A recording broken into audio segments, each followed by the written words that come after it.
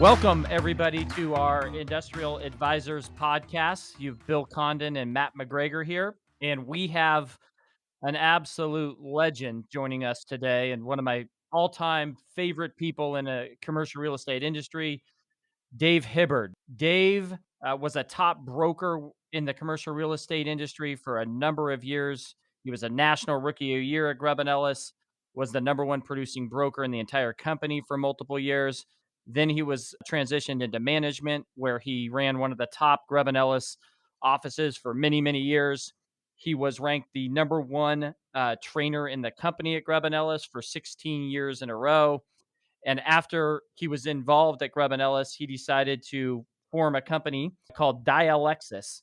And that company is a development organization in the commercial real estate space that produces high producing brokers. He has been top trainer for Colliers, JLL, CB, Cushman, have all hired him. His training is second to none.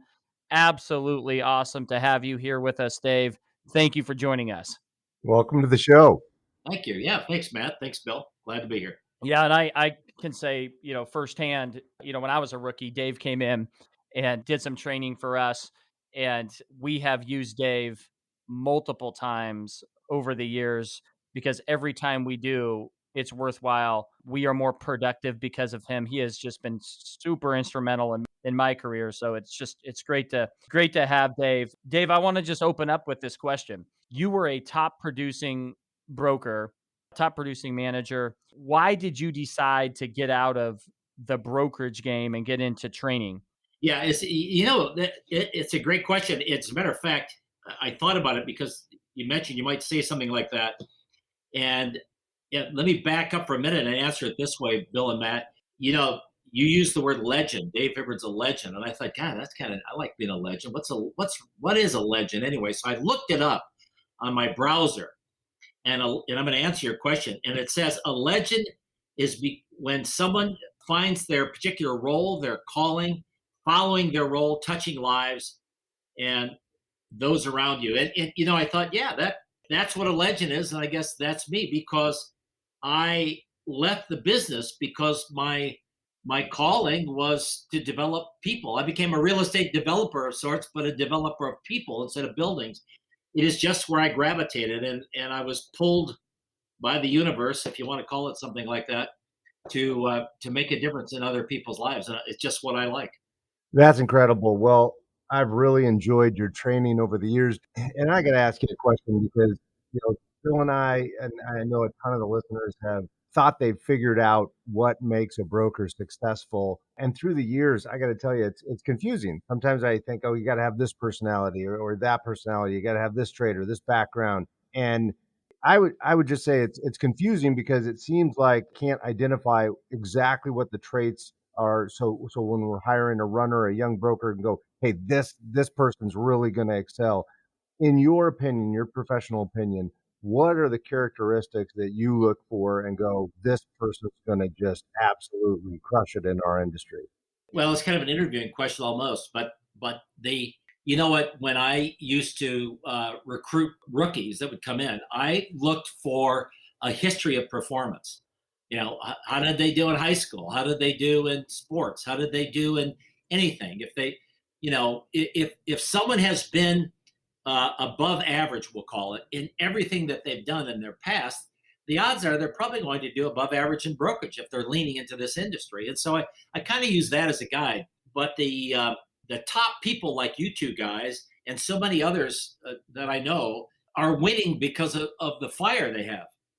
They're not people aren't winning. I never won because I knew how to win. I didn't know. Listen, I was the worst person you could have ever used as a broker. I didn't understand. I knew where the client signed the document, the lease, let's say, and where the commission line was, or the percent went. That's all I knew. But, oh no. but for me, achievement had to do with fire. It had to do with I wanted to win. I wanted to have things in my life. I wanted to achieve, not to impress, but I just wanted stuff. And so the fire was hot and the answers came, and I was fortunate to be around great people. So I think the answer is it's all about fire. Well, I want to go a little deeper there because one of the things that I've always appreciated about you your training how much you talk about having the right mindset, having the right approach. Elaborate on that and talk about truly how important you think that is.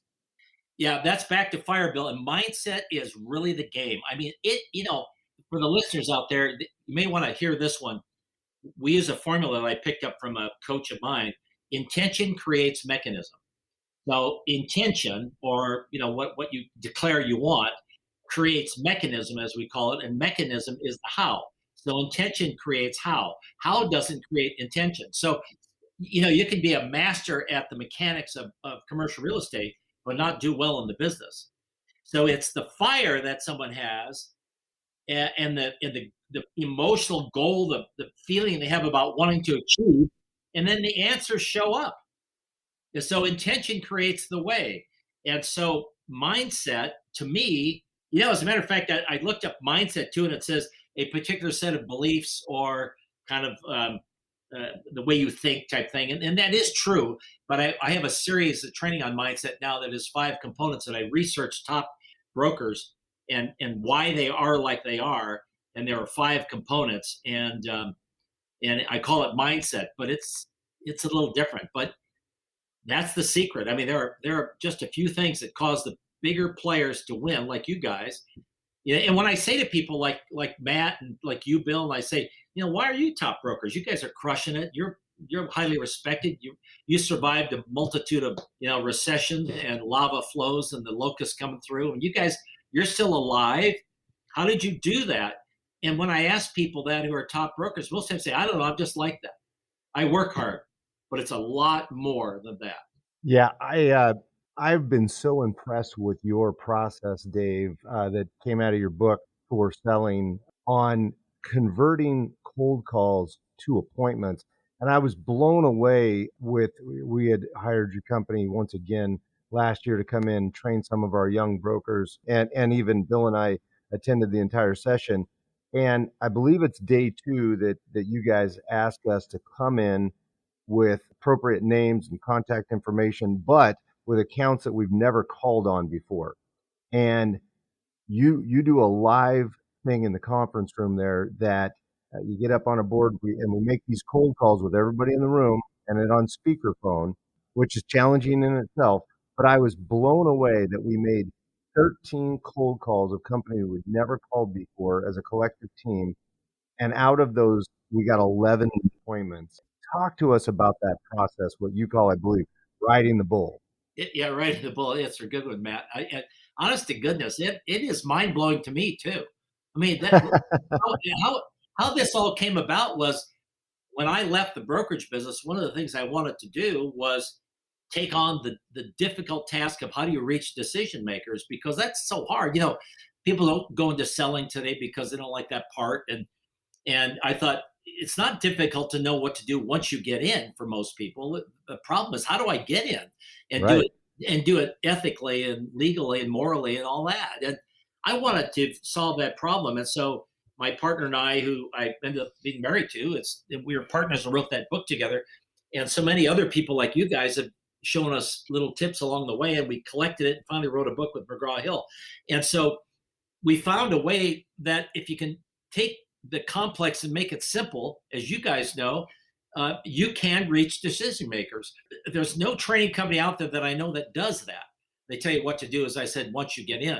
But the hard part and the risky part is when you stand up in front of a room and you tell people, all right, here's how you do it. You tell them the how, and then you say, tomorrow, as you said, Matt, we're going to sit in a half circle and we're going to make live dials in front of an instructor who has maps to teach you the talk track. And it's terrorizing. I mean, It's intimidating. I mean, I've been in sales even say forever, and I stayed up all night.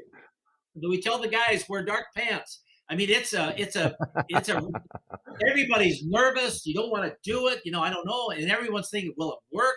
And we literally make live dials. And I don't know anyone in the training world that does that. That's a high risk game, but it works.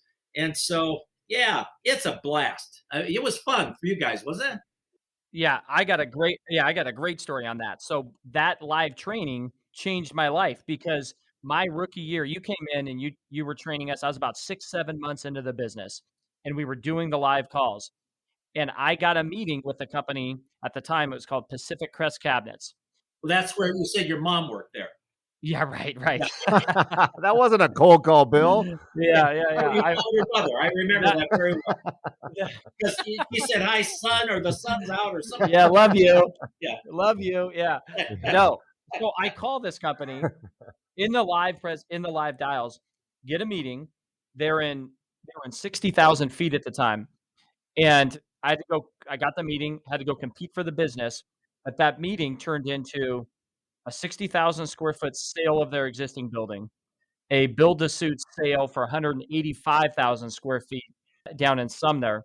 And since then, we've done, probably 8 to 10 deals with that company. And most importantly, that client has developed into great friendships. The founder of it is now the chairman. His sons are running the business and have become friends of ours. But I don't think I would have gotten that meeting without the training, and just developed into just a great relationship, and obviously very fruitful from a deal standpoint as well. Dave, if you don't mind backing up just a bit, going back to source selling and the concept of riding the bull for the listener, because I got to tell you, I've done, I feel like just about every type of sales training there is to mankind through my career. And your process is so unique. Can you just describe to the listener, because you got a lot of probably brokers listening to this, as well as clients that we get through their security force, if you will. Tell us about the core principles of riding the bull. So why were we able to make 13 calls and get 11 appointments? Yeah, yeah, I gotcha. Yeah, it's really a great question, Matt. Thanks. You know, it's like if you have a telescope or a set of binoculars, and they're a little bit blurry, you just turn them a little bit, you get a clear vision. And being able to reach decision makers and pass through receptionists ethically and all that is just a tweak or two. It's just Hmm. it's words. And for those listening, I'll give you an example. We do a lot of here. I'll give you this example. This is an interesting one. You call in and you say, Bill Condon, please. And the operator says, "Who's calling?" And I say, "Well, this is Dave Hibbard." And the operator says, "Just a moment." And so I'm good. I'm waiting. I think I'm going to be connected. Then the operator comes back on, or the receptionist or somebody, and says, "I'm sorry, he's not available." Well, 99% of people, doesn't matter what their level is, say, "Okay, well, do you know when he'll be back or when he'll be available?" And they hang up. But the question is really where the miss is here is, what does not available mean? Right. When I say to people, "Well, what does not available mean?" They'll say, "Well, he's probably just not available." They said, "Why would I question that?" But if I say, "Well, what could not available mean?" And they say, "Well, it could mean he's out of the building. Could mean he's in another office. It could mean he's in the men's room. It could mean he's in a meeting. It could mean he's dead. He's laying there on the floor. He's not even know he's dead." It could be so many things. So instead of saying, "I'll call back," why don't you ask the operator, when you say he's not available, do you mean he's out or he's in a meeting? Give them a choice. And you know what they traditionally say, Matt? You know this. This is like it's like a recording. They'll say, "Well, he didn't answer his phone." That usually, and there's the key word, usually means he's not in. Hmm. Or, "I haven't seen him today, so I don't believe he's here." Yeah, but that doesn't mean he's not there. Bill's the CEO. Bill doesn't come into the receptionist and say, "Yes, good morning. You know me. I am Bill. I'm the CEO, and just want you to know that I am available." I mean, he doesn't do that. So when they're making calls, they miss so many little things. And the other tweak here, just a quick one, is that in my mind, in our world, we have the receptionist of a company, the main answerer of the phone, so to speak, as the blocker. That's where we have the blocker. We Hmm. have the assistant to the president as a partner, not a blocker. And so many training companies think, well, when you get to the CEO's office or whatever, you get blocked. And they have it as that's your block. We don't have it like that. We have that as a partner. So it's a whole different way of thinking. And there's a lot of little strategies that we call ride the bull that keeps you on the call and allows you to make contact at an extraordinary high percentage of times. We have every young broker that gets started read the source selling book. because it's so relevant for them. And so I would encourage anyone that's in the industry that's making a lot of calls to read that book because it's phenomenal. I'll add to that before you change gears there, Bill, that, again, I had taken a ton of sales training, and I would think the majority of all salespeople are not great at cold calling, even if they're phenomenal brokers in our industry.